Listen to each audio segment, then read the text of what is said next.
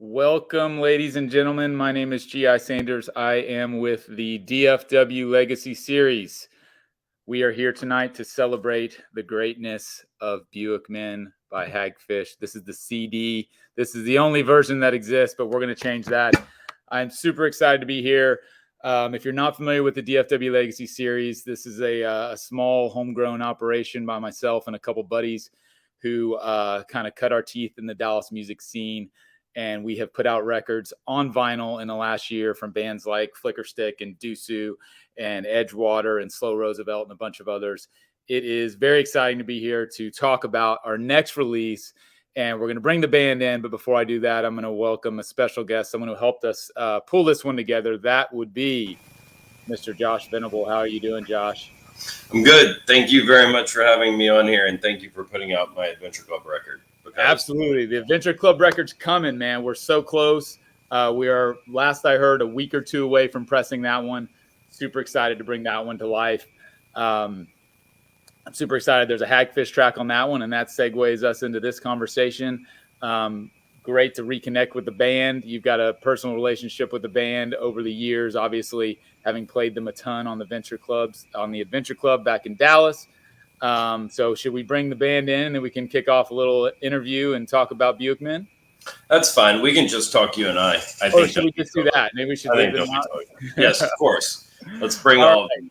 Let's bring in George and Zach and Donnie and Tony. There is the Hagfish Buick Men lineup. Very excited to have you guys on here. Thank you so much for taking an hour out of your time on this Wednesday.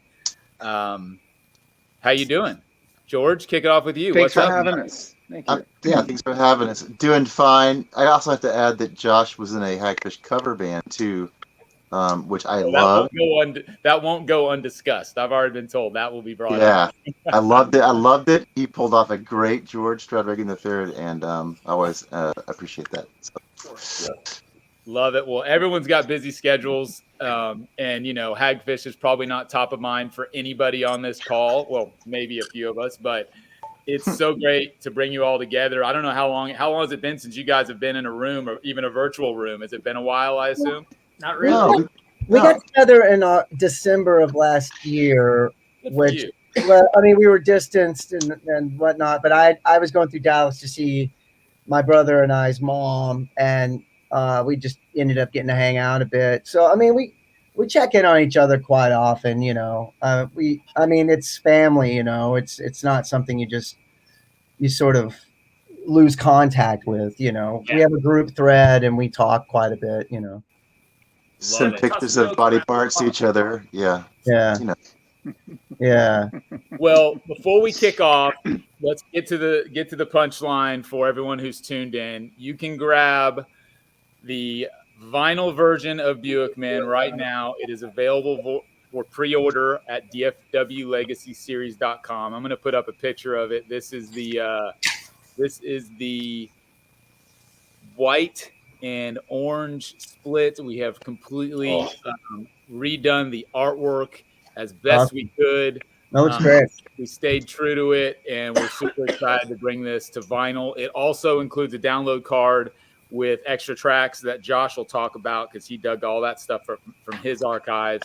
But first time on vinyl, this is going to be limited edition, a couple hundred copies-ish. We're going to see how the pre-orders go over the next week or two and then kind of wrap it up and do a small pressing for friends and family and fans of this band. I'm super excited to be involved in it. So if you're not already going to dfwlegacyseries.com, check that out. We will continue to plug it throughout the next hour as we're talking, but that's why we're here, and that's kind of the reason that brought us all together. So, Josh, if you want to kick it off and kind of talk to the guys a little bit, I'll chime in. But man, you've done this a lot more than me. Does it for a living? Yeah, I think I interviewed Hagfish for a living for many years. Yeah, that's all I did. Filled it all. Back in 92, 93, 94, it always felt like the band was there for all those people that didn't get to see Descendants. You know what I mean? Like all those people who just missed them by that much. Yeah. But one of the questions that I don't know that we've ever really discussed, the five of us, is how you guys all met. You know, I know that Donnie and Zach were doing stuff, and then George, you had been in a band. Tony, you were doing Cool Christine with Hawkins, and so like, how did you guys all get together? Really? I'll take that. Well, Zach. Well, hold on. Zach and I met in when he was born. I met him the day he was born, and so that's when we met. So, but yeah, I was partying. Yeah. That came out. Zach was partying. I wasn't partying. He was at the, so no, that's when Zach and I met. We had started. My brother and I had started a thing that we called Hagfish. You know, it was different guys, it was different people. They had gone through different lineup changes and without going through the whole boring story, we had started it in high school in Sherman, Texas, and it was our vehicle. It was our way to get out. We were getting the fuck out of Sherman, Texas. And so I quit high school our senior year, extenuating circumstances. Our father died, and so we just sort of decided that, you know, life was short and we're getting the fuck out of here. And so we had already started a band called Hagfish in Dallas with some other people. And that through doing that, we met George at a rehearsal facility. It was a really shitty, terrible, godforsaken place called Musicians. Barry Hines. Yeah. Hines and Forest Avenue, like not the best part of town. Terrible. But George he was printing shirts for bands in the back. And he was like this troglodyte, weird, homeless looking dude that like I was home. Like just dirty. Seriously, you're like dirty. Cigarette butts stuck to my face because I woke up off the floor. Literal cigarette butts on his face from sleeping on the floor. And he just poked his head in, but we knew who his old band, but my brother and I were like really big fans of the Dallas like metal scene and punk scene and stuff like that. So he had an old band called Scam and Uncle Scam, and we loved them. We thought they were great. And so we figured out it was George Reagan from that band. And I always thought your name was a punk name too, by the way. Yeah, totally fun. George. Totally made up. Well, I mean, you know, George Bush, Ronald Reagan. Anyway, 80s punk. Why not? And so he kind of poked his head in one day. We had gone through lineup changes. It was my brother and I and a drummer, and he came in. He was like, "Man, you guys are cool. I have a bunch of songs. You guys can use them if you want." And we were like, "Well, let's hear them." And he had this shitty acoustic, and he came in and he played us these songs that were great. They were really great, and they were a lot better than what we were doing, a lot more advanced. And we were like, "Well, dude, we know you sang for a band, so you know." And you were kind of like, "No, man, I'm that's behind me. I'm not doing that anymore." I'm like, "Well, you have a cigarette butt stuck to your fucking face and no shoes on." No shoes, yeah. No shoes. Yeah. So like, wait, let me. I would say we're the best shot you got, motherfucker.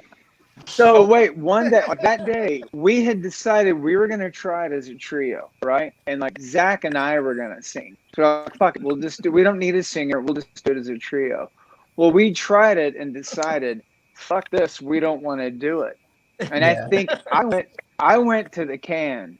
I swear to God, when I came back, we had a fucking singer. George and Zach was like, this guy's was in fucking Scam, so he could be a good singer. Like, all right, like that was a hell of a dump I took. You gotta realize what?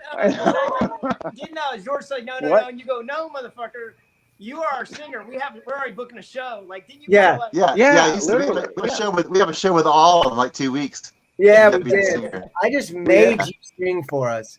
Yeah. And so so then we opened for All, which was who the Descendants were at that point. They had a different singer and they were now All. And so they sort of, I mean, things started happening really quick after that. They took us under their wing.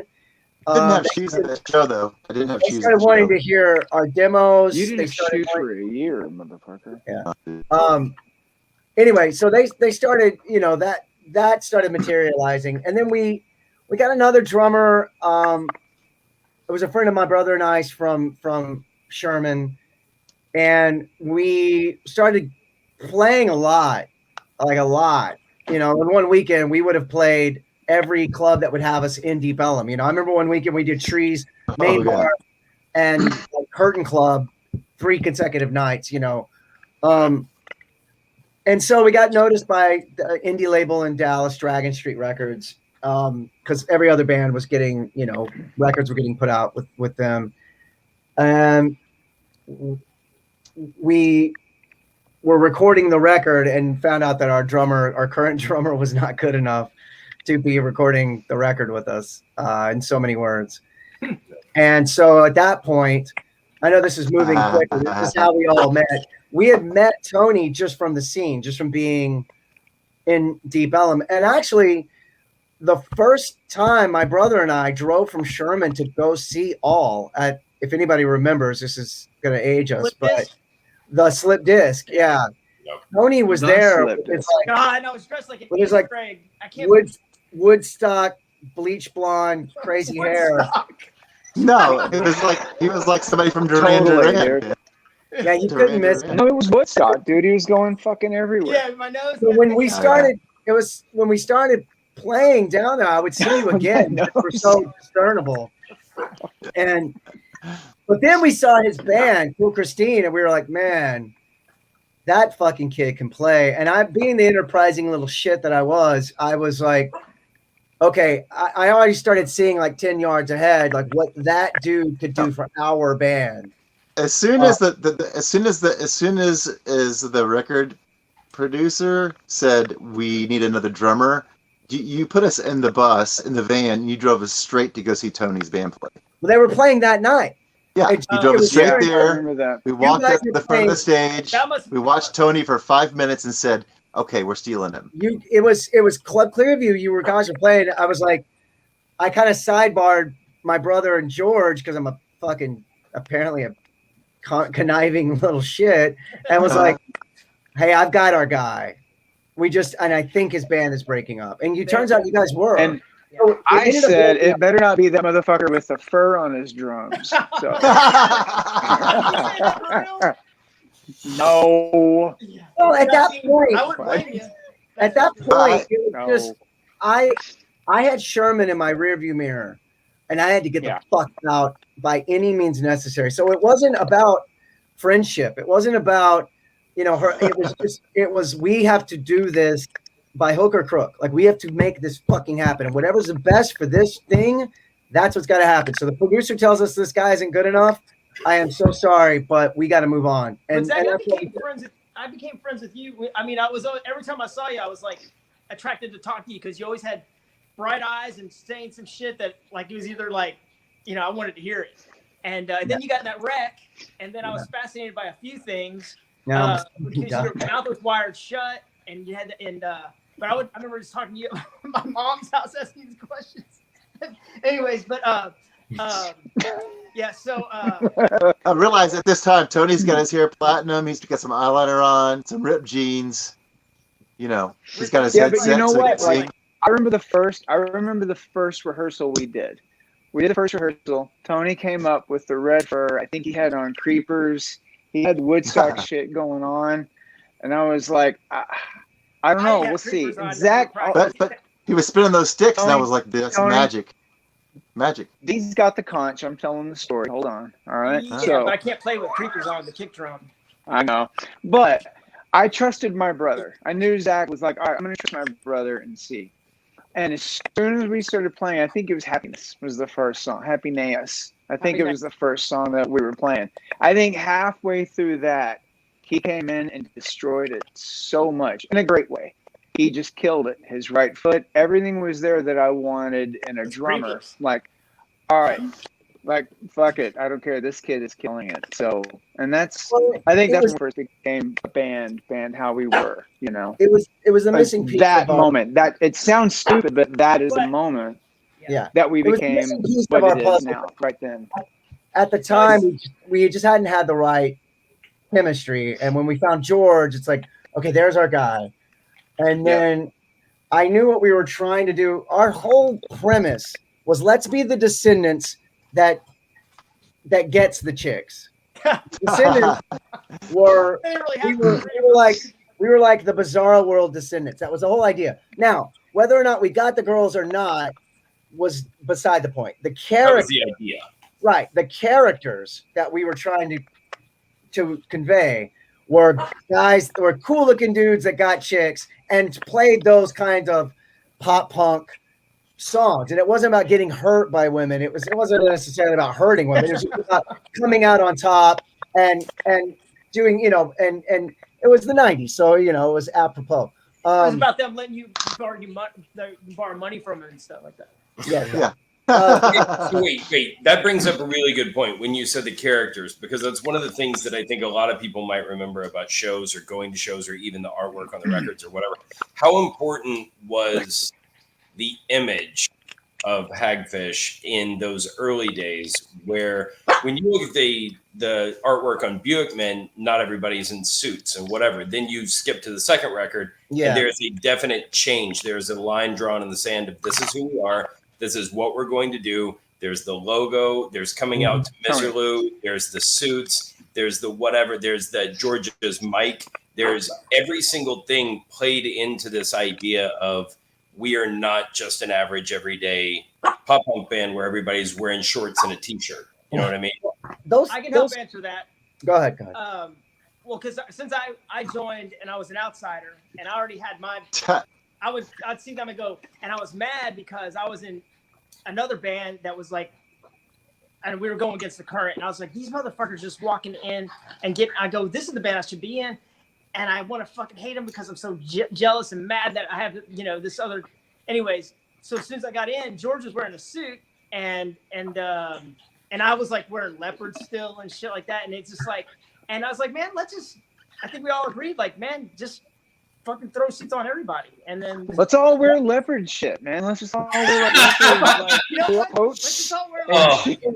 That is Let's true. just all fucking wear skins. That is true, though. George, I just remember George showed up at a show with a suit, and we were all in plain clothes. But I was like, "This is a good idea because now we have this flashy drummer that, you know, Tony was such a show, you know, to watch." So I was like, "We have these focal points now." And then George is in a suit.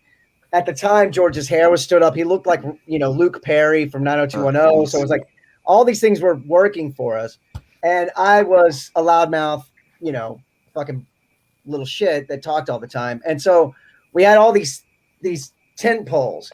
And so once George showed up with that, Tony's logic was if you went to see a bunch of bands in one night, the one band that everyone's wearing suits, that's going to be the one that you remember. And that logic stuck with me. I was 18 and it was still just like, that makes a lot of sense. And we didn't have any problems doing it because we, you know, Sherman is in that rear view and I wasn't fucking going back. So, you know, and that was fine if we were going to be in the van for the rest of our goddamn lives and putting out our records ourselves. It was still just a forward momentum, you know? And so I think it was a group collective, but it was the seed was planted by George, and then Tony going, the light bulb kind of going off, like, wait a minute, why don't we just do this? Back in those early 90s days, you know, for a lot of people who might be younger watching this, there's different eras of Dallas music. There's the Last Rites and the End Over End and Edie Brickell era, and then there's the Hagfish, Tripping Daisy, Bat Masterson's, Pop Poppin's, Funland era, and then what comes after that of Chomsky and Death Ray Davies or whatever. But one of the things I always found really, really interesting is how different all the bands in the era that we're talking about tonight were. You guys were 100% different than Funland, who were 100% different than the Nixons, who were 100% different than Tripping Daisy. And yet, the Toadies. And the Toadies. I mean, but, you know, Toadies and Funland, for example, could be on a bill together and it wouldn't be weird. But at the same time, you guys played with everybody. And so did they. It was all like we played with Deep Blue something, at the Metro. Well, there wasn't many choices. There wasn't other bands like us. And so, and that way, I liken it a bit to like LA in the early 80s where, you know, none of the whatever so-called punk rock bands sounded the same. You know, the Plugs didn't sound like X, didn't sound like the Screamers, didn't sound like the Weirdos, didn't sound like Black Flag, Dickies. And so, you know, although there was a bunch of bands that we were always pitched on that we didn't think we were going to go over well with, we still took the gigs because at the time we were sort of cocky. We were like, we'll take their fucking crowd. You know, put us out with them. Yeah. You know, Well, we got a lot of crap for that. Yeah. Yeah. And what ended up happening is when we did start touring on a national level, we went out with Bad Brains, Everclear, No Effects. Oh. You know, we went out with so many different. The roughest was the Bosstones, because the Bosstones fans hated us every night. But I would like to point out that show in Dallas on the Question and the Answers tour at Trees with the Bosstones, and Dickie's out doing the rah, rah, rah, Dickie thing, and then he opens the shirt and he's got the Fighting Hagfish shirt on, and that place went ballistic. Everybody in there. Yeah, He supported us Dickie's a great so guy. well. Yeah, He actually talked his fans into liking us somewhat without spitting on us. So yeah, we got a break from them, and that was fantastic. One of our best touring bands that we ever toured with, I think, as far as relationship goes. A lot of times we would get put on ska bills because in our 8x10s we had on suits. So people would think, I remember one time in Atlanta at the Masquerade, we got put on a Moon Ska, which was the label. And it was like the Scotalites and Skavuvi and remember Toasters and all those bands. It was all it was all the Moon Ska bands and us. And we're like, oh, this isn't gonna go fun. That must have been We did tour with St. Paris too. That was good. Yeah. Good. So talking about the weirdest pairings, do you guys remember when you went to England and you brought me back a signed menswear CD? Or we played with them, and I was like, really? Yeah. Why? It's like the most fey Britpop band of all time, but same label.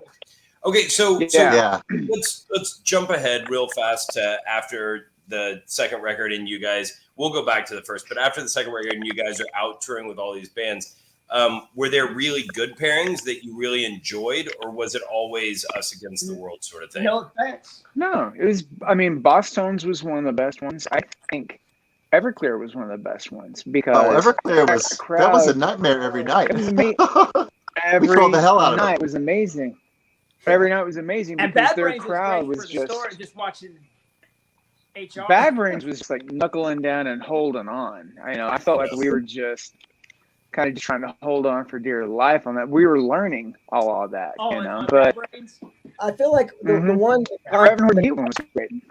That's what I was about to say. I feel like we did a very long tour with the Reverend Horton Heat and the Super Suckers, and I felt that cross collateralization, that was where we sort of fit the best because we weren't West Coast punk. Those bands liked us, which was great. So we'd go out with Face to Face. We went out with No Effects. We'd go out with those bands, and they loved Swinging us. Swinging Gutters, man. Yeah, Lagwagon. We went out Lagwagon. The crowds kind of didn't know what to do with us. If you put us out with Zeke or an AMREP band or a Touch and Go band or that weird 90s punk that where those bands were more like how punk had used to have been, and it wasn't the stylized, homogenized version of what punk had become. I feel like those crowds sort of got what we were doing a little bit more. We went out with All and Zeke. That tour, I feel like we landed. The Reverend Horton Heat and the Super Suckers tour, I feel like we landed. They just got what we were doing because even though it was just, 3-chord pop punk or whatever, there was something a little more cerebral about it than that, if I do say so myself.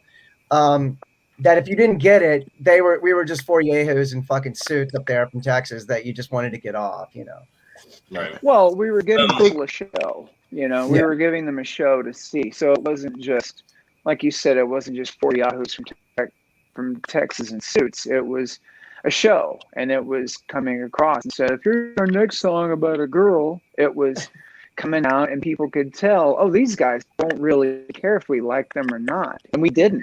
Right. None of us. I can definitely say this. I'll speak for all of us. I remember not Zach, one gig with the Bosstones, have we ever done. You know why the where we Cleveland Browns cared. are called Browns? Because you guys are shit. And I think that's the first time we almost maybe got our ass kicked. Yeah, that's fine. Yeah, but we never cared. We never, ever cared if the crowd liked us or not. And they knew that. Like, it doesn't matter. So we were up there for us, not there. We're not there to entertain the crowd, Yeah. You know what, though? When we played with Everclear, probably the most fun part was starting our show with their hit songs. Oh, yeah. So that we could get them over with so everybody could leave. That was really fun. Intro to Santa Monica. Art would get so upset. How the fuck did he not get kicked off that tour? He had a mental breakdown every night from it. he finally tackled me on stage. Yeah. That's right. We did a really long tour with the Offspring during their like biggest era, and that crowd seemed to win them over as well. Anyway, Josh, go ahead. Yeah. Sorry. So let's go back. 93, Buick Men comes out, and from an outsider standpoint, which I hadn't started doing Adventure Club yet. I mean, I knew you guys just from going to shows and all of that, but it seemed George Gamark was playing us at that time. He was throwing George Gamark was throwing Minute Maid on the edge. Yeah, so like it felt like that everything ramped up really fast for the band. So the record comes out, the shows are getting bigger, you're starting to get played on the radio, you start getting played on the Adventure Club, it feels like every week. Did it seem like does everybody look back on that time and go, okay, now what are we going to do? What's the next step? Are we going to try to get signed to a major? Are we going to try to get on bigger tours? Or was the time everybody just going, all right, we're along for the ride right now, let's just see where it takes us? Or was there a really clear goal? Was there like a 10-year plan? Do you know what I mean? It was insane. We were all devoted. Yeah, it was never along for the ride. Let's just see how this goes. I think that was the problem with a lot of Dallas fans, to be honest with you. I think it was like, well, we're playing trees, man. This is good. It's like, fuck that. We wanted Chicago. We are buying LA. a van. Yeah, we are buying a van, and we're getting into it, and we're not coming home for long periods of time. And thankfully, we had Paul Nugent that was booking us. Also, Paul and Sweeney kept us. Yeah. We went to Florida. We went to LA. We went to Chicago. We were doing these things, and that's where we were making our living. We would be playing from Thursday to Saturday in different cities, different stuff, and we would see the records, like in local stores. We were getting crowds, and I think that's what helped us with some of the labels. They saw these guys are going out on their own on some small label, and they're still doing it. I mean, and I think what we did at the beginning of Louisiana, over and over. Yeah. Yeah, and somebody likes us things right away. I remember this, like, even when I met Zach and Donnie and George, it's like I could tell that there was something about you guys that was different than talking to some of the other local bands. You can tell it's like, no, we want to be over here, and all that's you can just Dallas was just a spring. It was like that was the first tier. Like we needed to conquer that, do well there. On a business standpoint, it was just because so then we could come back and have a little nugget, like we could play trees and we could pay our rent for about a month or two. Because on these other gigs, we weren't really making that much money, but we were trying to build those gigs. So we'd come home and we'd play Dallas and we'd do, it was all, as for being young and ignorant, really, we really kind of had it mapped out. If a major label had come along, which it eventually did, that was great, but that wasn't the end goal. It was just a cool label to put out our records because we were going to be doing this anyway. We were building it. We were building it before then. We were starting to pack out Chicago. Yeah. We were starting to pack out, places that we normally wouldn't be, but before we had label support, really. So that was on the Buick Men record, actually. Yeah, it was on the Buick Men record, but we were roadhounds. I mean, we were 275 days a year on the road, we did a lot of minivan, a minivan full of sweaty guys. Yeah. You're a minivan, Zach. But gear above our heads.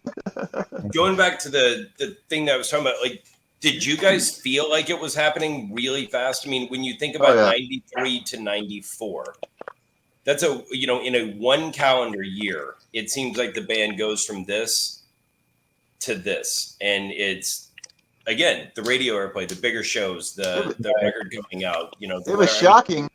And I'll give you an example of how shocking it was. So I turn on the radio and I hear Minute Maid. I turn on the radio an hour later and hear Minute Maid again. I get a call from Bill's Records and Tapes. He's like, I'm sold out of your stuff. Can you bring me some stuff? And then we had a show and it was sold out. And I was like, this happened like seemingly overnight. That's what I mean. And I was in shock. I was like, what the hell's going on? Kind of hard to tell because there was so much fun going on that it was like we were just in the mix, and it seemed it's probably longer than we thought, but yeah. But you had David Denard behind the scenes doing all kinds of crazy stuff, like, oh, we're gonna play Highland Park High School's pep rally or whatever in the morning at 8:30 a.m. We're gonna drive by on a flatbed truck playing, and we're gonna throw CDs out. So there's all these random things we were doing too that were just like we were like didn't believe in, but they all paid off. He had us fucking bum rush Oh. the main bar with those amplifiers, and Tony had a snare around his fucking. Oh, And we went out. I thought We like walked in and got up on the bar and played a song. And as we're doing it, we're looking at each other like, "How the fuck did we get talked into this horseshit?" We But did. it all Wait. worked. Do you guys remember we did at the school? We had those stupid pig noses at the fucking school Pig too. nose. And while these kids came out, they didn't give a shit who we were. They didn't care about these four dudes. And we were. I remember. I can't remember what the fuck we were playing. I remember Tony was looking at me, and Tony had a snare drum, and he would like twirl a stick and look at me like, "This is fucking stupid, man." Because even at that time, we were early to mid 20s. We were in it together. In our 50s to those kids, they didn't give a shit. right. Zach, Yeah, Donnie, you guys were teens still. I think you guys were teens still. I mean, maybe. Nah, dude. It was like 93. 18, I was 19. 21. You know, You were 21. Okay, so 23, Zach was 18, right? Yeah. That was 17, I just gotten my first hair on my dick. What? Oh yeah. So I mean, it was. You come a long way. I've come a long way. I got 3 now. What were you gonna say, So- Josh? I was gonna say, let's talk about when you get signed. Let's talk about getting signed to a major, which was it felt like. I mean, truthfully, it felt like in Dallas at that time they were giving out major label deals at the airport. They were. Yeah. Like, oh, Wow. Green Day, sure. Oh, Funland, sure. Whatever. And I mean, it felt like everybody was getting signed Yeah. at that time. And so you guys go on London, and the second record, which I think a lot of people look back on super, super fondly, just almost as much as Buick Men. I think Buick Men always will hold that top spot for the people who were around before that. But what was the decision making process on re-recording some of the songs from Buick Men for the second record? I think for the most part, we just really still believed in those songs, and we didn't feel like they had gotten their due. Really, I mean, Right. it was released on. It was almost like a pirate radio station. This was a independent label out of Dallas that just had such like a certain reach. And 20,000. They put 20,000 CDs out. That was it. Yeah, That's all. and so I was going to ask how many, and it was 20 that got sold. We sold 20,000. Yeah. Nice. so for us, it was like, okay, if we're going to take this on a national or international level, we still believed in songs like Happiness. We still believed in songs like Stamp or, whatever it might be. So we were like, we really wanted to push for that. Plus the label really loved, we got signed because of Buick Men, and the label that signed us were like, we would really love for these songs to have a new life. And then we got Bill and Stefan, and Bill and Stefan were like, "Yes, you're doing these songs." I mean, they really shaped us, right? If it weren't for them, we wouldn't have sounded like we sounded, and we wouldn't have played. It was boot camp, right? So Bill really and Stefan pushed turned us. us into. And they were our Turned us into- idols. They were who we'd always looked up to anyway, and so they were. And just real fast, for anybody that doesn't know who he's talking about, Bill and Stefan were not only in All, but also in Descendants. And Yeah, then they've which gone was- on to be friends of the band forever. Yeah, the blasting room was their studio. We recorded their studio. That's where Zach is recorded like a lot of their Rise Against stuff, right? I mean, I've been recording there. it's- Hagfish was maybe the second or third band to record there in second 1995, band. and I've been recording there ever since. See, right, that- my living now, basically, we record all of our records there. But it was this full circle moment, right? We started our band because we all shared a mutual love for the Descendants. And then the Descendants ended up really taking a liking to our band and loving our band, to the point of where I have a box of them somewhere. They came and played Dallas, and it's a Descendants shirt with our logo, our Hagfish logo on it. Very, very nice. And they sent me a box of them. And my band Rise Against just took those guys out on tour with us for the whole Weird. So yeah. Awesome. Yeah, But I mean, last time I saw you guys was that show. So it was that was 2018 here. Oh, yeah. Oh yeah. Descendants on that last show of that Descendants tour. That's right. So it feels, and I'm sure that everybody watching this is kind of thinking back to those early days of wherever they may have been in 1993, 94. And I feel like everybody has a Hagfish story. So around that time, do you have one story that sticks out in each of your minds that that there Well, are children Tony- watching. Tony and I were roommates. Go ahead. Yeah. No. Yeah. No. Go ahead, finish, Josh. Finish. Do we have No, one? I mean, Do we have that- one that's story it, to run? really. That shit on The- doorknobs. Yeah. Does everybody have that one quintessential Hagfish story from the early days? Dude. Say Yeah, around I the time do. of Buick Men. Go for it, Zach. I mean, You go first. the thing, the hard thing about that question is that all it was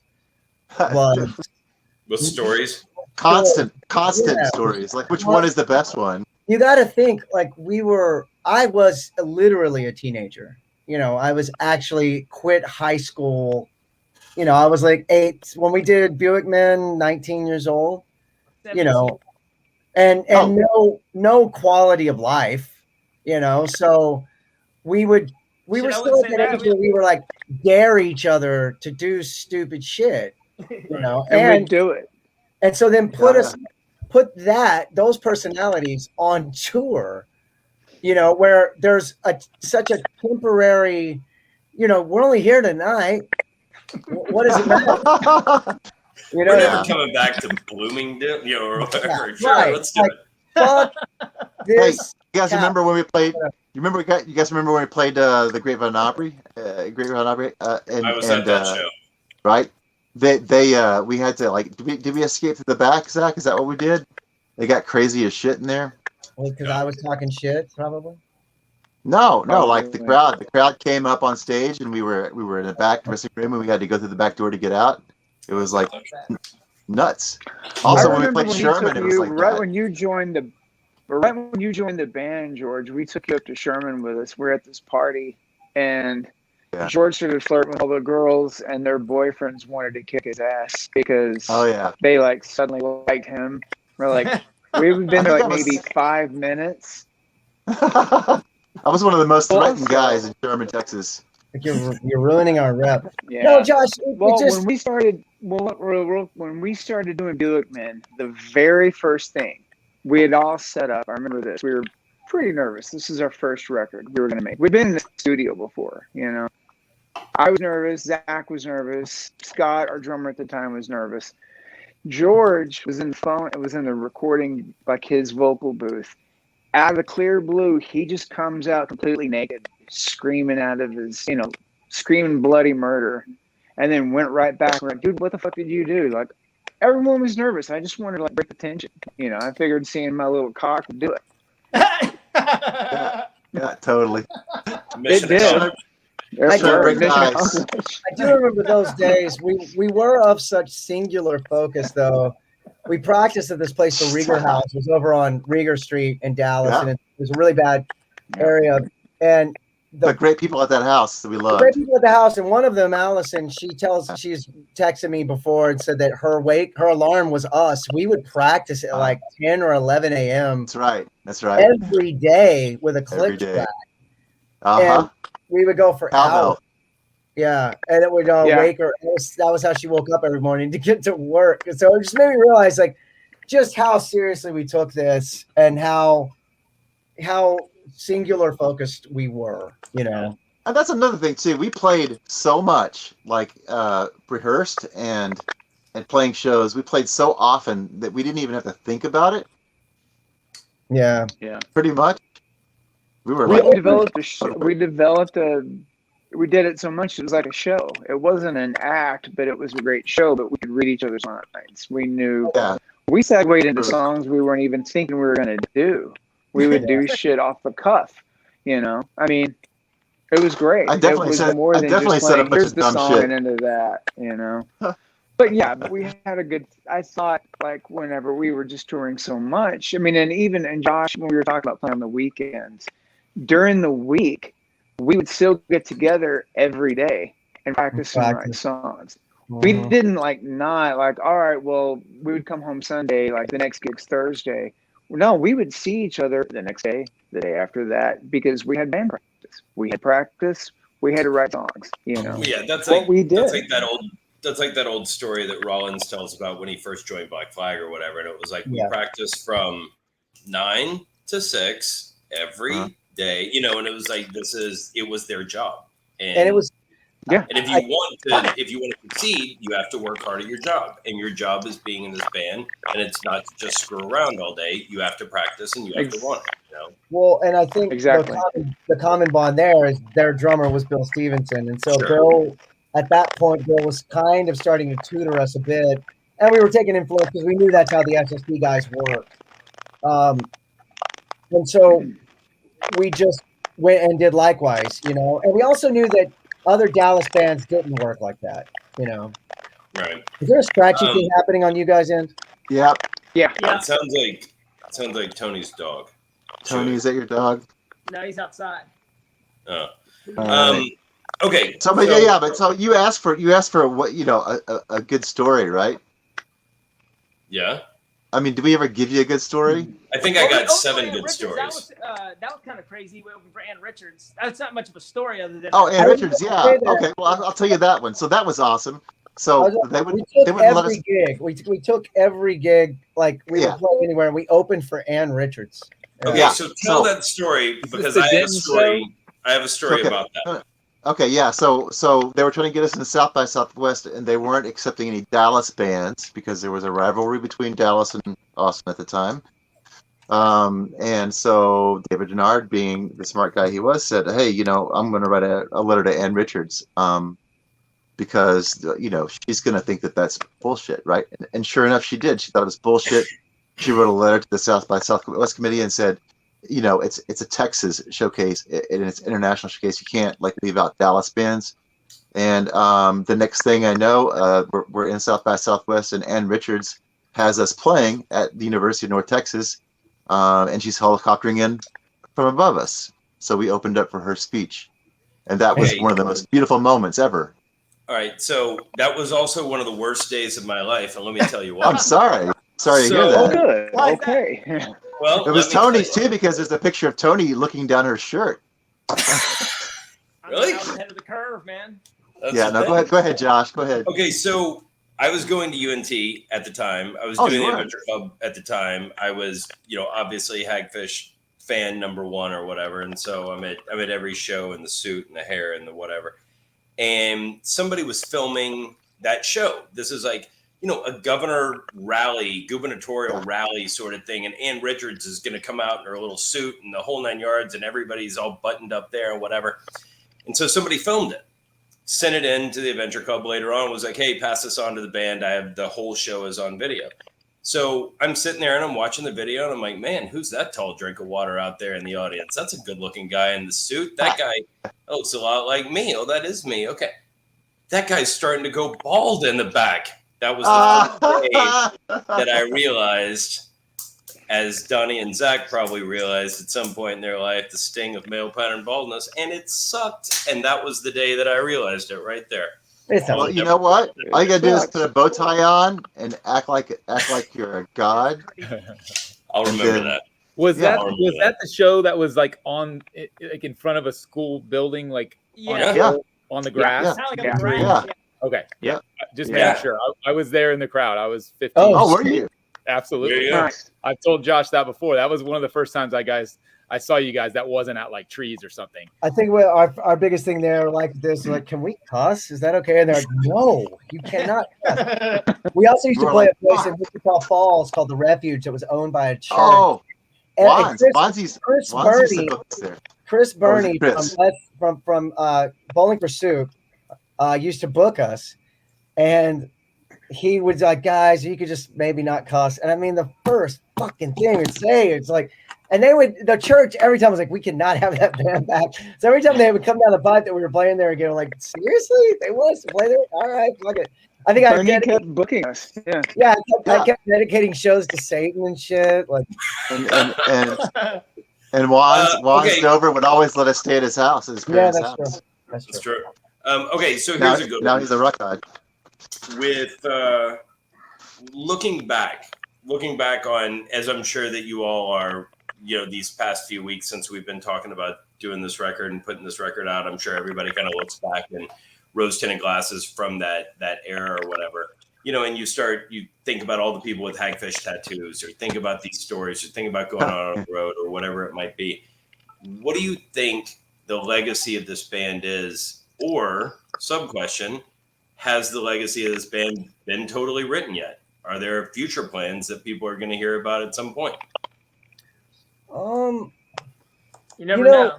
When I do go on tour, that's how I still make a living, and that's what I've always done. I have been asked about Hagfish my entire career. This thing that we were lucky enough to do in the '90s, and my brother as well, with the Toadies. When we were kids, the fact that we made a seminal '90s era punk record. When I met my good buddy Damian Abraham from Fucked Up, who this band, Fucked Up were like a Matador record, so cool. Every hipster in the world loves Fucked Up. And I met Damian as a fan, and I was like, hey, I'm a big fan. My name's Zach. I'm in Rise Against. He goes, no, you're in fucking Hagfish. And he hugged me and started singing our songs. And then Randy Blythe from Lamb of God, in his crazy Randy Blythe Lamb of God voice, sang our song. Was it Hand? I think it was. It was Hand. Yeah, he sang Hand to me in that crazy death metal growl. So being a part of this band, to see people like showing up in the shadow box, and Dave Grohl comes back and sings "Stamp" to us. Yeah. I mean, that was like, okay. Well, we did a tour with a local H, the Toadies did, and like the first few days, and said hi to Scott, their guitar player, but he was a little standoffish, and so then we were just kind of by ourselves and we're bullshitting, and he said, so you're from Dallas? And I was like, yeah. And he said, what did you do before? And I said, well, I had a band called Hagfish. I said, my brother and I. He goes, wait, you were in fucking Hagfish? And then he just starts going on and on about Buick Men. Buick Men is one of his favorite records. Wait, who is that, Donnie?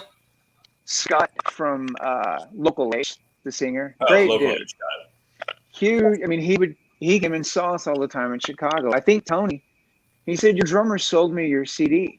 So he was, and all the time. Like after that, Scott was cool with me, and we would just bullshit and talk. And it's, people are out there. They love us, and it's nice. It's nice to hear that. It's weird. We didn't get, we weren't like the Descendants or like such a household sort of punk name. But when you like our band, the people that it still resonates with, they loved our band, Right. They really loved it, and they really stuck with them. It really did something for them. And so the fact that, I started this thing with my brother just to play with my brother initially, and that it was born out of, tumultuous time at that point, for me. I was a kid, I was 17 years old, and my brother and I moved to this weird big city to follow our dream because we just saw our dad die at 44, and we realized even at that moment, like, life is short, so we better go take a risk at this. And then, like you said, Josh, it did happen so quickly after that. That wasn't lost on us, so it was the first time in my life that I felt like we weren't total dicks, just totally dipshits. Like, maybe we are doing the thing we're supposed to be doing. Right. Maybe this thing is the universe telling us no. We kept getting these shoves, and so for that, it's got such a soft spot in my heart. It's my band. It resonates with me more than anything I've ever done. I've always joined other people's bands ever since Hagfish because, frankly, I needed to make a living. And like I said, I quit high school to do this. You know what I mean? We still have thousands of listeners on Spotify every month. So I mean, there are people out there actively listening, right? And and I can appreciate that. And that what Zach said a second ago, that if you like our band, you really like our band, and that is one of those things where in those early days, most people didn't like Hagfish. You either hated Hagfish, or you really, really loved them. And again, I love that. Using me as an example, I mean, I'm your age, Zach. You and I are the same age, and I was the same thing. And I think that it also does. I think the music at that point really appeals to a teenage boy, and obviously teenage girls as well. But I do think that there was something there that made me as attracted to that band as I was, of wearing suits and getting pulled up on stage and singing songs and starting a Hagfish cover band and playing you guys all the time and whatever. And and I think that I can speak for everybody when I say that, we are so excited that this record is finally getting put out on vinyl, and it looks fantastic. We are too. It looks so Thank you, good. GI, for doing this. Thank you. Yeah, GI, way to go. Very much. Josh, I don't think all of us collectively ever thanked you, because I think a lot of our success, and I this is not a joke, like you championed our band more than anyone else in that. I mean, George Gamark did some stuff, and Alex Luke, and whoever else, but you really, anytime you were on the air, either you were talking about us or you were playing us. You had us on there. We're sitting here going, well, man, the trajectory was so quick. How did that happen? And I think it was in no small part due to you. I'm going to give credit where credit's due. It was overwhelming, and it was amazing for us. So we actually owe you a lot of our success. Put the soapbox up there so that we had more people, and our audience grew significantly. Yeah, absolutely. And I'll tell you guys, because I'm on the other side of this, because I was the high school kid at Hagfish shows who was there because of the Adventure Club. I mean, so everything you're saying, I can tell you it's true, because I listened religiously. I was the one who discovered it because of you, Josh, and who showed up at the shows and who turned my whole damn high school onto it and wore the shirt every day as much as I could. And it was a thing, and you were proud of it. And it was my Buick Men was one of a couple albums, along with Daisy's Bill and along with Toadie's Rubberneck, that introduced me to local music. And here we are 25 years later, and I'm still talking about it the same reason you guys are, because it was that time and place in your life that was just so incredibly meaningful. And it's got longevity. It won't ever leave because of that, how special it was. So I'm appreciative to be here and to be able to work with you guys on this. It's super amazing. And Bob and I, that's awesome. Yeah, well, thank you for what you said. Thank you. You and me are still doing the same shit. Still doing the same shit. Hey, but, you ask about the legacy though, and you got to realize too. So, I like to, when I think about Hagfish back then, there was a certain thing, our chemistry together, and the songs that we played, that I want to say it was simple and dumb, and that was what made it appealing to me, and it's what made it appealing to a lot of people. And when I say dumb, I don't mean dumb, but I mean you didn't have to think too much, and it rocked, right? So, as we moved into later in our career, we started having different ideas about what we liked musically. And this is where we kind of got fractured, right? But we all have records worth of songs. It's like the only way that can ever happen again is if we can all get in a room together, though. And that's where it's always been a holdup. How long can we spend in a room together and make magic happen? And is it going to be magic? Well, is it that could be the feature of our legacy? We can't answer that because we haven't spent 3 hours in a room every day. Right. It'd probably be more likely to happen now than that's a good point. How many songs do we have? I've got like 3 albums worth of songs, and I guarantee you the guys will nix at least 2/3 of them say they're shit, because they always got.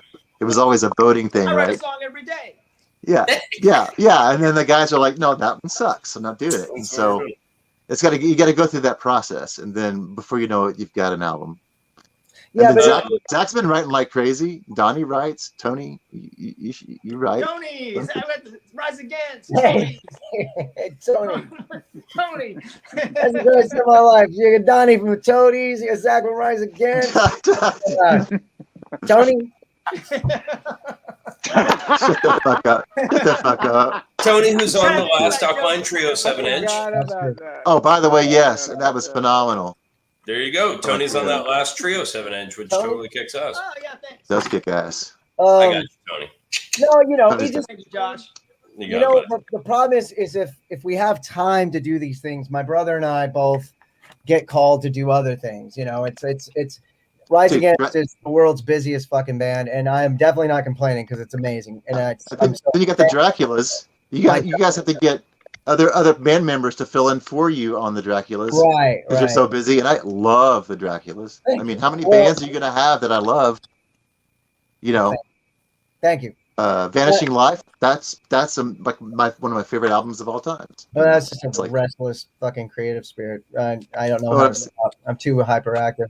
But My point is, if I have time to do anything, these other projects happen, and then we don't get to do this. But when we do all get together, if we ever practice for a show, the shows we do in Dallas, it's that seed is always still there, and it always comes back. I mean, we're still family. Like It I always said. feels good. Yeah, It always absolutely. works. Yeah. We land this plane. We're at an hour right now.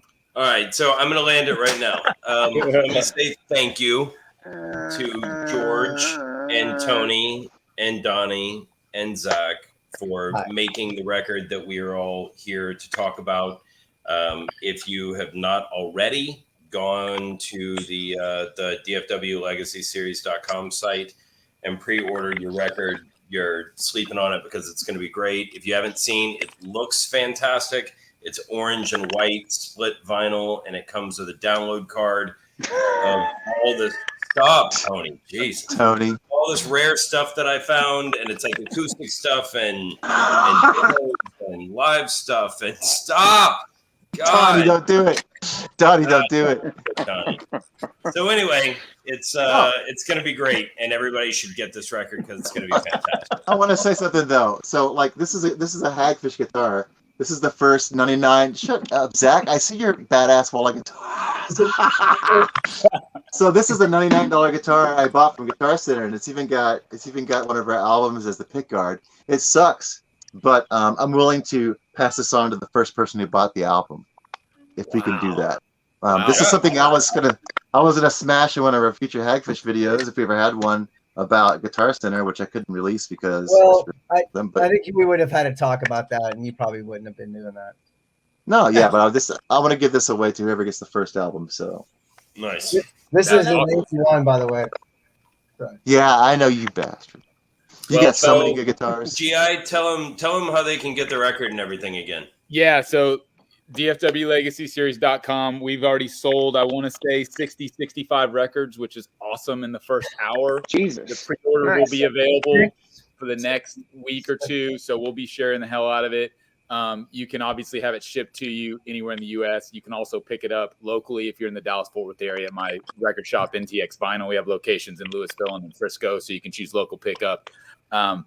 And that's it. Just hit up DFWLegacySeries.com if you haven't already, and we'd love to press a couple hundred of these, man, and keep the Hagfish legacy alive. This is another part of it. I'm, like I said, glad to play a little small part. Me and my partners at DFW Legacy Series, just super excited to have you guys involved and still doing what you do in regards to everything for the Dallas music scene. So it's awesome to have you here. Really appreciate the time.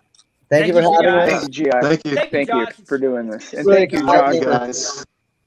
Again, this record was so seminal to us and so important to us and so sort of lost to time. There wasn't that many of them made in the first place, and they go for tons of money now. If you find the tape or the CD, it's actually really expensive. $65. Yeah, it's not. $65. So it's going to be great. From Tony. I think that's you, right, George? That's Yeah. UT. It's going to be great to have this thing breathe new life. Yes. I wish we could have done something about the cover. I don't know how we got talked into that fucking terrible cover. It's because it's got hooks, because we had so many hooks. Remember David's spiel on this? Yeah, and you're telling me like that. Is that really it? You're still trying to pitch that. Yeah, like, a good idea.